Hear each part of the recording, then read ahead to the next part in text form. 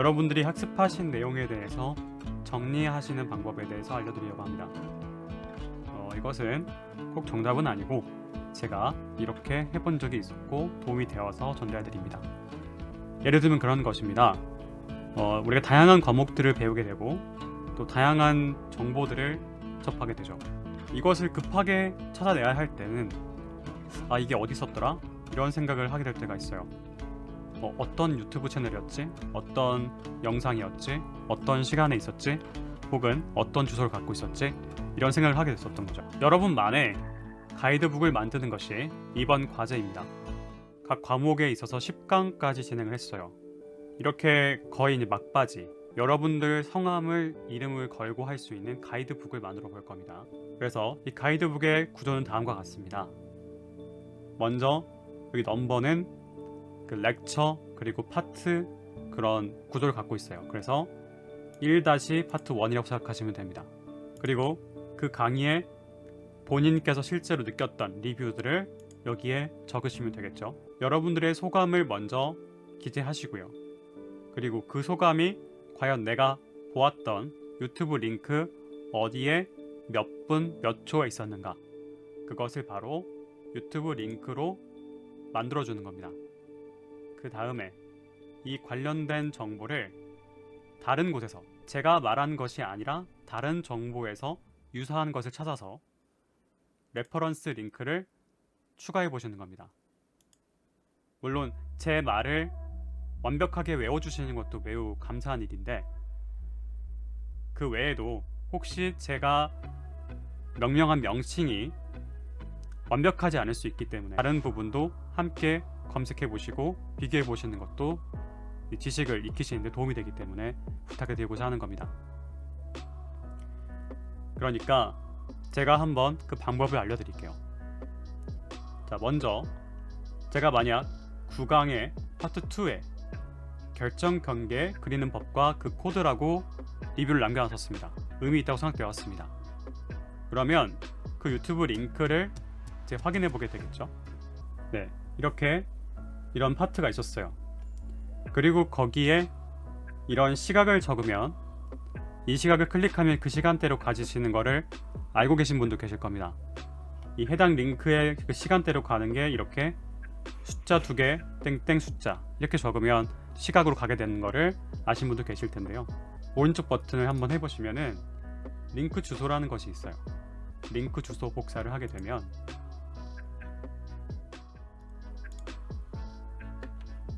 다음과 같이 붙여집니다. 그리고 이것을 다 일일이 저렇게 댓글 남겨가면서 하기가 귀찮으실 수가 있어요. 그래서 제가 이 구조를 잘 살펴봤더니 아래와 같이 여기 앞에까지가 영상 링크 주소고요. 이 뒤에가 엔드 연산자를 중심으로 시간을 의미합니다. 즉 제가 t는 70초 라고 지금 지정했기 때문에 이렇게 된 거잖아요. 아까 여기가 제가 1분 10초라고 기재했었거든요. 즉 이렇게 사용자들이 기재를 하면 이거를 초로 바꿔서 이 링크 뒤에다가 엔드 연산한다는 것을 알게 된 겁니다. 알아봤더니 유튜브가 파이썬을 사용했더라고요. 그러면 이 파이썬 프로그래밍 하실 때 아마 이런 링크가 걸리도록 만들면서 이러한 문법을 적용하실 것이 아닌가 생각합니다. 그러니까 즉 앞에서 9강의 파트 스터디 영상을 복사 붙여넣기 하신 다음에 엔드 연산하시고 원하시는 시간대를 초를 환산해서 넣으시면은 이렇게 링크가 만들어집니다. 이런 공식을 사용하기 싫으신 분들은 그냥 앞서 보여드린 것과 같이 이렇게 시간을 적으시고 링크 주소 복사 하시면 이렇게 된다는 거죠.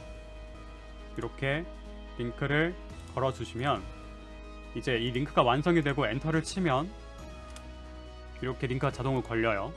그리고 오른쪽 버튼 하고 나면 링크 열기가 됩니다. 그래서 이걸 눌러보시면 직접 제대로 링크가 걸렸는지를 확인하실 수가 있습니다.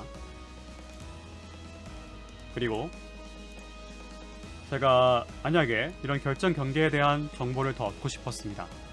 그래서 이만큼을 드래그한 다음에 오른쪽 버튼에서 결제경계 탐색이라고 하는 것이 자동으로 떠요. 해보시면 이렇게 나와요. 실제 구글에서 혹은 위키피디아 등등에서 자동적으로 이 이론에 대해서 정보가 나오게 됩니다. 그런데 지금 이 위키피디아 정보 같은 경우에는 너무 머신러닝 부분과 조금 떨어져 있다고 느껴져요. 왜냐하면 이론적인 설명이 쭉 언급되어 있기 때문에 실제 학습하실 때 엄청 큰 도움이 되진 않을 것 같거든요. 그래서 뭐 이런 강의 노트 다른 것이라던가 뭐 쉽게 이해하기 블로그라던가, 블로그도 상관이 없습니다. 여러분께 도움이 되는 아무 것이든 상관없는데 이렇게 스스로 공부해 가실 때 한번 참고해 보실 수 있도록 여기다가 붙여주시면 좋은 겁니다. 예를 들어서 다시 검색을 해서 뭐 이렇게 같다고 치면은 이것을 복사해서 이렇게 넣으시는 거죠. 네. 뭐 이게 너무 글자가 크다 싶으시면 이걸 줄이셔도 상관없죠. 3으로 확 줄여버리면 공간 차지 많이 안 하게 되니까요. 이런 식으로 스스로의 성함을 여기다 적어주시고요. 그래서 여러분들이 복습을 다시 하실 때 이 영상들을 계속 켜놓고 처음부터 끝까지 보시는 게 아니라 바로바로 클릭해서 찾아보실 수 있도록 하면 좋을 것 같고, 또한 여러분들이 다른 친구분들의 그 가이드북을 참고하실 수 있도록 할 겁니다. 즉, 여러분들이 잘 만드신 어떤 자료는 본인만 도움이 되는 것이 아니라 타인분께도 도움이 돼요.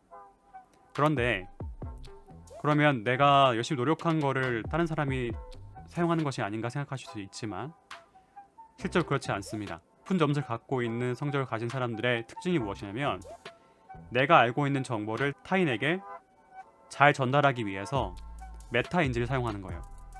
그래서 왜 같은 반 안에서도 이제 성적이 좋은 친구들이 조금 이해가 조금 느린 친구들을 위해서 설명을 해줄 때 더 학습 능률이 올라간다고 합니다.